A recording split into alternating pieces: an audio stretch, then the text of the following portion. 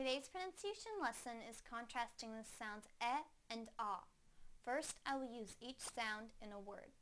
Then, I will put the words into a sentence so that you can hear them together with contextual clues. Please listen closely to the differences in the sounds. First, the e sound in the word net, net, net. Now the ah sound in the word not, not, not. Now I will use them both in a sentence. It was not over the net. It was not over the net. It was not over the net. Thank you for watching CartoonEnglish.tv's pronunciation lesson.